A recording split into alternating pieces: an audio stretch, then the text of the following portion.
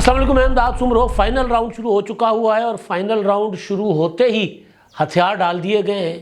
ہتھیار ڈالنے کے ساتھ ساتھ استعفے آنا شروع ہو گئی ہیں اور وکٹیں بھی گر رہی ہیں۔ سیاسی وکٹیں انتخابات سے پہلے گرتی ہی ہیں، لیکن اس بار وکٹیں جو ہیں وہ نگرانوں کی گر رہی ہیں۔ پہلی بار آپ نے ایسا دیکھا ہوگا کہ نگران جو ہیں وہ سرنڈر کر رہے ہیں، کیونکہ انتخابات کا معاملہ ہے۔ انتخابات کون نہیں چاہتا تھا، سب کو پتہ ہے۔ اب انتخابات ہونے جا رہے ہیں اور انتخابات ہونے، وہ چاند نظر نہیں آتا جس طرح، تو چاند نظر آ گیا ہے۔ تو اب چاند نظر آنے کی جو بڑی علامت ہے، جو نشانی ہے، جو گواہی ہے، جو مفتی منیب الرحمان صاحب پریس کانفرنس کر کے بتاتے تھے نا کہاں کہاں سے گواہیاں نظر آئی ہیں، تو اس بار چاند نظر، جو الیکشن کا چاند ہے، اس کی گواہی جو ہے نا نظر آنے کی، وہ ہے بلوچستان سے آئی، اور بڑی خوبصورت گواہی ہے۔ اور اس کے بعد اب کوئی یہ نہیں کہہ سکتا کہ انتخابات کے اوپر کوئی اور کسی بھی قسم کے کالے بادل چھائے ہوں گے یا منڈلائیں گے، یا کوئی اور خطرہ ہوگا، یا کہیں اور سے حملہ ہوگا۔ اچھا، دوسرا ایشو، دو اور ایشوز ہیں۔ ایک ہے بارش کا، مصنوعی بارش پہلی بار پاکستان کی تاریخ میں ہوئی ہے، اور دوسری ہے مصنوعی قلت، اور قلت ہے یوریا کی، کھاد کی۔ کسان سر پیٹ پیٹ کر مر گیا، تباہ ہو گیا، برباد ہو گیا، اور کسان تباہ ہوگا، برباد ہوگا تو یقیناً ملک برباد ہوگا، ملک تباہ ہوگا۔ تو اس طرف کسی کی توجہ نہیں ہے۔ تو ان معاملات پر ہوگی بات، اور کیونکہ پاکستان میں مسلسل آپ کو ایسا طبقہ تھا جو یہ بتا رہا تھا کہ جی چھڈو، یہ الیکشن کتنے ہونے نے۔ بڑے بڑے سیاسی لیڈر فون کر کے پوچھتے تھے کہ جی بتائیں انتخابات ہوں گے نہیں ہوں گے، آپ صحافی ہیں، آپ اٹھتے بیٹھتے ہیں، آپ کے تعلقات ہیں، آپ بتائیں الیکشن ہوں گے یا نہیں ہوں گے، ہم خرچہ کریں یا نہ کریں۔ یعنی وہ چیز جو ہمیں پوچھنی چاہیے تھی سیاستدانوں سے کہ بھی بتائیں انتخابات ہونے جا رہے ہیں نہیں ہونے جا رہے، وہ سارے ہم سے پوچھتے تھے۔ وجہ یہ ہے کہ غیر یقینی کی صورتحال ایسی پیدا کر دی گئی تھی۔ وجہ یہ ہے کہ حکومت کے اندر سے لوگ کہہ رہے تھے یار انتخابات کا ہمیں تو نظر نہیں آ رہے۔ پریس اسٹیٹمنٹ کے طور پر صحافیوں کے ساتھ آن ریکارڈ بات کرنے کے لیے تو یہ کہا جاتا تھا کہ جی دیکھیں ہم تو اپنی آئینی مدت پوری کریں گے، ہمیں آئینی ذمہ داری پوری کریں گے، ہماری آئینی ذمہ داری انتخابات کروانا، تو انتخابات کے لیے الیکشن کمیشن کی معاونت کرنا، اور ہم جب تک الیکشن نہیں ہوتے ہم بیٹھے ہوئے، اور الیکشن ہوں گے تو ہم اقتدار جو ہے وہ منتخب نمائندوں کے حوالے کر کے چلے جائیں گے۔ لیکن بند کمروں میں یہی نگران ہمیں یہ بتاتے تھے کہ جی انتخابات نہیں ہوں گے، بھول جائیں انتخابات نہیں ہونے۔ لیکن اب جب، اور میں اس رائے کا رہا ہوں ہمیشہ، اول تو انتخابات ہوں گے، میری پہلے دن سے یہ رائے ہے۔ ایون میں نومبر میں بھی تھا کہ انتخابات ہوں گے، لیکن وہ ساری کی ساری پولیٹیکل پارٹیز جو ہے نا، انہوں نے اپنے ہاتھ کاٹ کے نا پکڑا دیے تھے اسٹیبلشمنٹ کے ہاتھ میں۔ وہ تھا مردم شماری کا معاملہ کہ جی مردم شماری کی منظوری دے دی گئی تھی سی سی آئی کی طرف سے۔ اچھا، اس میں ایک چیز نظر آ رہی تھی صاف کہ جی میاں نواز شریف صاحب پاکستان واپس آنا چاہتے ہیں، لہٰذا نواز شریف صاحب کو 3 مہینے، میرے اس وقت کے بھی ولاگ پڑے ہوئے ہیں کہ 3-4 مہینے نواز شریف صاحب کو چاہیے اپنی تیاری کے لیے۔ تو یہ نہیں ہوگا کہ نومبر میں انتخابات ہو اور نواز شریف صاحب پاکستان واپس آئیں اپنا اکتوبر میں، اور نومبر کے انتخابات کو میٹ کر پائیں، تو ان کو یہ وقت چاہیے تھا۔ تو ان کی ایک سیاسی مجبوری تھی۔ دوسرا، آئینی گنجائش نکالی گئی، لیکن اب 8 فروری کے جو انتخابات ہیں اس میں کوئی آئینی گنجائش نہیں ہے، کسی کی کوئی سیاسی مجبوری نہیں ہے۔ اور اگر سیاسی مجبوری کسی کی بھی ہو بھی تو پنجابی کہتے ہیں نا خسمانو کھاؤ، جائے خسمانو کھاؤ بھائی۔ مطلب اگر آپ الیکشن کے لیے تیار نہیں ہو، اگر آپ کو لگتا ہے کہ جی آپ لوگوں میں اس طرح پاپولر نہیں رہے، یا اگر آپ کو لگتا ہے کہ جی ایک پولیٹیکل پارٹی جس نے ریاست سے ٹکر لی، جس نے اسٹیبلشمنٹ کے ساتھ ٹکر لی، لیکن اس کے باوجود اس کا ووٹ بینک برقرار ہے، وہ ٹوٹا نہیں، اس کی لیڈرشپ ساری اندر ہے، تو لہٰذا انتخابات نہ کروائیں، یہ کوئی طریقہ نہیں ہے۔ یہ اگر کوئی سوچ رہا ہے تو یہ کوئی طریقہ نہیں تھا۔ تو بہرحال سوچ بیسیکلی یہی تھی۔ پھر یہ سوچ کہ جی پہلے معیشت ٹھیک کریں گے اور پھر انتخابات کروائیں گے۔ تب بھی میں گزارش کرتا تھا کہ یہ الٹا ہے، یہ الٹی گنگا نہیں بہہ سکتی بھائی۔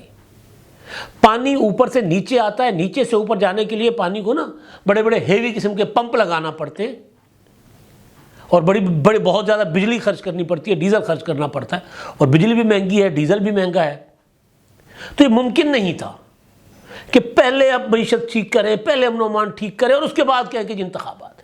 تو کسی نہ کسی کے دل میں انگڑائی لیتی ہے یہ خواہش جب پنجاب اور خیبر پختونخوا کے انتخابات 90 دن کے اندر نہیں کروائے جا رہے تھے، باوجود اس کے کہ عمران خان کی سازش تھی، لیکن میں آئین کو ماننے والا، میں ڈیموکریٹ ہوں، میری رائے غلط ہو سکتی ہے، لیکن آئین اور قانون کے معاملے میں جو چیز بندہ ایک سامنے نظر آ رہا ہے کہ یار یہ قانون ہے، یہ قانون کی خلاف ورزی ہے، یہ آئین ہے، یہ آئین کی خلاف ورزی ہے، تو اس میں وہاں ہوں گے جہاں آئین اور قانون کھڑا ہوگا۔ انسان ہے، غلطی کر جاتا ہے۔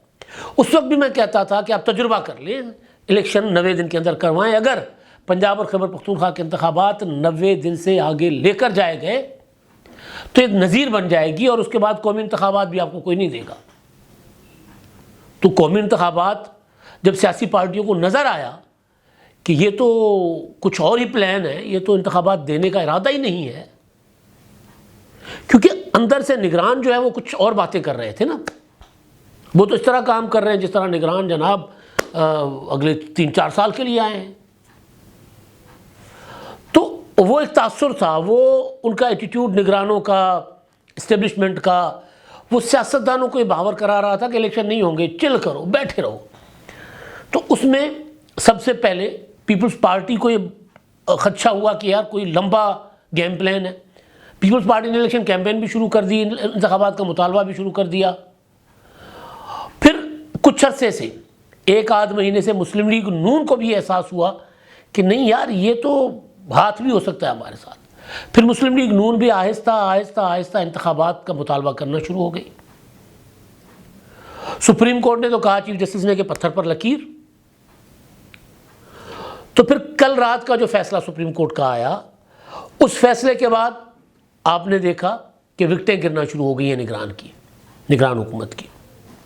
2 وکٹیں گری ہیں۔ ایک سب سے بڑی وکٹ، طاقتور وکٹ وزیر اعظم صاحب کے بعد، نگران وزیر داخلہ سرفراز بگٹی صاحب نے استعفیٰ دے دیا۔ اب یہ کیا انڈیکیٹ کرتا ہے؟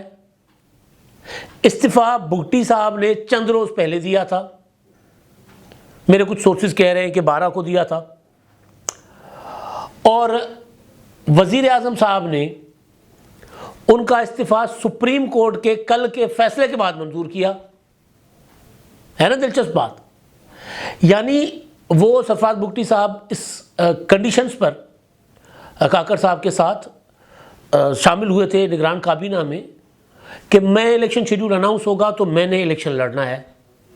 کہا یہ جا رہا ہے کہ بگٹی صاحب جو ہیں، قوی امکان ہے کہ وہ مسلم لیگ نون کی طرف سے الیکشن لڑیں گے، لیکن بہت حد تک وہ ڈاواڈول بھی ہیں۔ ہو سکتا ہے آج کل میں تو ان کا فیصلہ آ جائے، نواز شریف صاحب سے ملاقات کر کے نون لیگ کے ٹکٹ پر الیکشن لڑے۔ ہو سکتا ہے کہ پیپلز پارٹی کی طرف چلے جائیں۔ پچھلے دنوں بلاول بھٹو زرداری صاحب کو انہوں نے بلایا تھا اپنا وزارت دفاع، وزارت داخلہ میں، وہاں پر جو شہداء کی وال تھی اس پر محترمہ بینظیر بھٹو شہید کی تصویر لگوائی بلاول بھٹو زرداری سے، ساتھ بیٹھ کر پریس کانفرنس کی۔ تو ادھر بھی ان کے ساتھ تعلقات ہیں، نون لیگ کی طرف بھی ان کا جھکاؤ ہے۔ تو یہ ابھی تک میں نے ان کے قریبی دوستوں سے پوچھا ہے، اب جب میں ویلاگ کر رہا ہوں اور اس وقت 4:30 بج رہے ہیں، ابھی تک انہوں نے کہیں ایک طرف کسی طرف جانے کا واضح اندیا اور واضح فیصلہ نہیں کیا۔ تو بہرحال امکان یہ ہے کہ وہ نون لیگ کی طرف جائیں گے۔ دوسرے نوجوان ہیں، شہید سراج رئیسانی کے صاحبزادے اور رئیسانی خاندان کے نوجوان جمال، نوابزادہ جمال رئیسانی، انہوں نے یہ جو نواب اسلم رئیسانی اور لشکری رئیسانی جو پیپلز پارٹی میں رہے ہیں، اپنا وزیر اعلیٰ بھی رہے ہیں نواب رئیسانی صاحب، ان کے بھتیجے ہیں، انہوں نے بھی صوبائی وزیر تھے کہ بلوچستان میں، انہوں نے بھی خبر ہے کہ ریزائن کر دیا ہوا ہے، اور وہ پیپلز پارٹی کے ٹکٹ سے وہ الیکشن لڑیں گے۔ تو جب یہ نگران، یہ وہ نگران ہیں جو اسٹیبلشمنٹ کے کہنے پر، یعنی بگٹی صاحب ہو گئے، رئیسانی صاحب ہو گئے نوجوان، یہ سارا کا سارا اسٹیبلشمنٹ کا جہاں اشارہ ہوتا ہے وہاں بیٹھ جاتے ہیں۔ تو جب انہوں نے ریزائن کر دیا تو اس کا مطلب ہے کہ اسٹیبلشمنٹ کے دل میں انتخابات نہ کروانے کی جو خواہش تھی، وہ جو کبھی ادھر سے آتے تھے، کبھی ادھر سے آتے تھے، کبھی ادھر سے آتے تھے، وہ ہتھیار ڈال بیٹھے، ان کی وکٹیں گرنا شروع ہو گئی، ریزائن ہو گیا نا۔ انہوں نے کہہ دیا ٹھیک ہے جی، اب جتنی کوشش ہم کر سکتے تھے حتی الامکان ہم نے کی، مگر اب سیاسی پارٹیاں بھی جو ہیں وہ اس پر آ گئی ہیں کہ انتخابات کروائیں، اور سپریم کورٹ تو پہلے دن سے کہہ رہی تھی، چیف جسٹس صاحب کہہ رہے تھے کہ انتخابات کروائیں، انہوں نے تاریخ دے دی تھی۔ تو ایک تو یہ ہوا ہے۔ دوسری ایک وکٹ گری ہے، بلکہ وہ گری ہے جہانگیر ترین صاحب کی جولی میں، تھی کس کے پاس کچھ نہیں پتا. وہ وکٹ ہے ہمایوں اختر صاحب کی، ایک ہی فیملی ہے، کزنس ہیں آپس میں. ہمایوں اختر مسلم لیگ قائد اعظم میں تھے. ہمایوں اختر صاحب پھر تحریک انصاف میں چلے گئے. انہوں نے آج جہانگیر ترین صاحب کے ساتھ، علیم خان کے ساتھ مل کر پریس کانفرنس کی ہے اور انہوں نے تحریک استحکام پاکستان جوائن کر لی ہے. اب یہ کیونکہ معاملہ انتخابات کی طرف تیزی سے جائے گا، تو یہ والی صورتحال جو لوگ تذبذب کا شکار تھے کہ یار انتخابات ہوں گے یا نہیں ہوں گے، تو وہ اس فائنل راؤنڈ کا انتظار کر رہے تھے کہ فائنل راؤنڈ ہو تو پھر ہم اپنا وزن کسی ایسی پولیٹیکل پارٹی کے پلڑے میں ڈالیں جو اقتدار کے قریب ہو. اور انتخابات کے بغیر اگر کسی بھی پولیٹیکل پارٹی کو جوائن کر لے اور پتہ چلے کہ انتخابات نہیں ہو رہے اور انتخابات 6 ماہ یا سال کے بعد ہو رہے ہیں اور اس وقت سیناریو کچھ اور ہو، تو پھر پارٹی بدلتے ہوئے پھر پرابلم ہوگی. تو یہ وہ لوگ تھے جو اس انتظار میں تھے، جن کو کہا جا رہا تھا کہ انتخابات نہیں ہو رہے، چل کریں نا یار، بیٹھے رہیں. اور ظاہر اسٹیبلشمنٹ کے اندر سے ان کو کہا جاتا تھا. اور جیسے میں نے پہلے کہا کہ کئی نگران جو ہے وہ وزیر مشیر، وہ یہ کہ انتخابات بھول جائیں، انتخابات نہیں ہوتے. تو اب یہ یعنی مطلع صاف ہے، مفتی منیب الرحمان صاحب کو انتخابات کا چاند نظر آ گیا ہوا ہے، اور وہ بھی بلوچستان سے. تو لہٰذا انتخابات تو ہوں گے 8 فروری کو. الیکشن کمیشن نے شیڈول جاری کر دیا ہے، 20 سے آغاز ہو رہا ہے الیکشن کمیشن کے شیڈول کا. کاغذات وصول ہوں گے، جمع ہوں گے 13 جنوری تک کے شیڈول، یعنی 13 جنوری کو حتمی فہرستیں جاری کر دی جائیں گی، نشان الاٹ کر دیے جائیں گے اور کینڈیڈیٹس فائنل ہو جائیں گے 13 جنوری تک. اب جو دوسرا معاملہ ہے وہ جو پتھر پر لکیر چیف جسٹس صاحب نے کہا تھا نا، اب اس کو چیف جسٹس صاحب دوبارہ فالو بھی کر رہے ہیں. وہ جو صاحب ہیں عمیر نیازی صاحب، جنہوں نے پٹیشن دائر کی تھی کہ جی یہ ہمیں قبول نہیں ہے آروز، یہ ڈسٹرکٹ ایڈمنسٹریشن سے یا ایگزیکٹو کے آروز ہمیں قبول نہیں، جوڈیشری سے لیں. اور ان کی پٹیشن پر لاہور ہائی کورٹ کے جج صاحب نے بغیر کسی کو نوٹس کیے اور اس کا نوٹیفیکیشن معطل کر دیا تھا، اور الیکشن لگ رہا تھا کہ نہیں ہوں گے. ان صاحب کے خلاف، عمیر نیازی کے خلاف توہین عدالت کا شوکاز نوٹس ہو گیا جاری.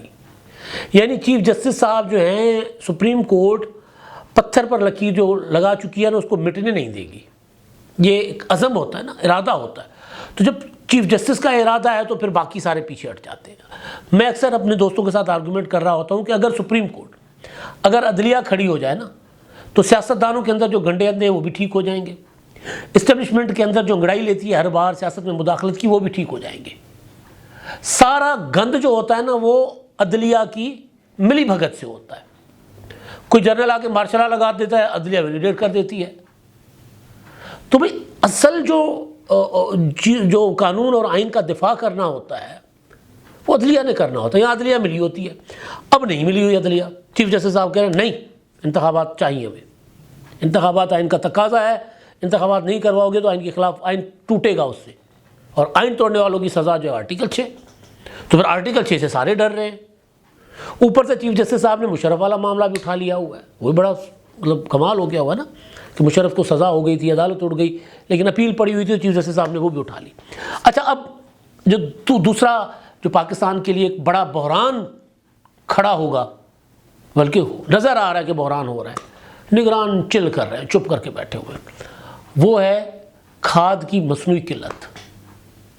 ہمارے ہاں آج کل سموگ ہے تو دمے کی، سانس کی پرابلم، تو اس کے لیے جو دوائی چاہیے ہوتی ہے نا، وہ بلیک میں مل رہی ہوتی ہے، قلت کر دی جاتی ہے. ہمارے ہاں تو تاجر تو ہمارے ہاں مطلب میجورٹی میں، ساروں کو نہیں کہہ رہا، بہت سے خدا ترس لوگ بھی ہیں، ایماندار بھی ہیں، لیکن زیادہ تر 2 نمبر ہیں. صنعت کار، تاجر، کاروباری لوگ زیادہ تر. گندم کی کو اس وقت کھاد کی ضرورت ہے، اور خاص طور پر سندھ میں، کیونکہ سندھ میں ارلی ہوتی ہے 1 مہینہ پہلے، کھاد مل نہیں رہی یا بلیک پر مل رہی ہے، مہنگی مل رہی ہے. اب کسان بیچارہ کیا کرے؟ اب اگر گندم کو اگلے 2 ہفتوں میں جو مطلوبہ کھاد ہے نہیں ملتی تو پھر گندم کی پیداوار کم ہو جائے گی، تو پھر پاکستان میں قلت ہو سکتی ہے گندم کی. پھر ہم اربوں ڈالر دے کر نا باہر سے گندم منگوائیں گے. اور نگران حکومتیں کچھ اور کر رہی ہیں، وہ دیکھ نہیں رہی. پنجاب میں گندم کی قلت ہے، یہ بڑا بحران اس سے پیدا ہو سکتا ہے. یہ ہمارا میڈیا بھی آپ کو اس طرح اس کو، کیونکہ اس میں مسالہ نہیں ہے نا، اس پر بات کرتے نظر نہیں آئے گا، اور ہم لوگ بھی نہیں، ظاہر ہے کیونکہ مسئلہ نہیں ہے اور لوگ سنتے نہیں ہیں، مطلب یہ ہمارا المیہ ہے۔ اچھا جی، ایک اور چیز ہوئی، آج میں دفتر سے گھر سے نکلا تو جناب ہلکی سی بوندا باندی ہو رہی تھی، دل باغ باغ ہو گیا کہ یار اتنی سی وہ ہو گئے، یہ ہے وہ ہے، سانس لینا مسئلہ ہے، تو بارش ہو گئی ہے، لیکن بہرحال ہلکی پھلکی بوندا باندی تھی، بارش تو نہیں تھی، ہلکی پھلکی بوندا باندی ہوئی، سڑک بھی گیلی نہیں ہوئی، جو کہتے ہیں داڑھ بھی گیلی نہیں ہوئی، نہیں ہوا کچھ ایسا۔ لیکن بعد میں جب میں نے خبر پڑھی تو نگران وزیر اعلیٰ جو ہے محسن نقوی صاحب، انہوں نے کہا ہے کہ جناب یہ مصنوعی بارش تھی، لاہور کے 10 سے 15 کلومیٹر کے ایریا میں پلان کیا گیا تھا، اور 10 علاقوں میں یہ ہلکی بارش کی ہے مصنوعی، اور پاکستان کی تاریخ میں پہلی بار یہ مصنوعی بارش ہوئی ہے، اور دبئی کے تعاون سے ہوئی ہے۔ مصنوعی بارش کروائیں سرکار، بے شک کروائیں محسن نقوی صاحب، لیکن مسئلہ یہ ہے کہ آپ 100 مصنوعی بارشیں کروا لیں، انڈسٹری تو اسی طرح دھواں چھوڑ رہی ہے، تو جب تک انڈسٹری کو قابو نہیں کریں گے تو مصنوعی بارش کا کوئی فائدہ نہیں ہوگا۔ اب تک کے لیے اتنا ہی، اللہ حافظ۔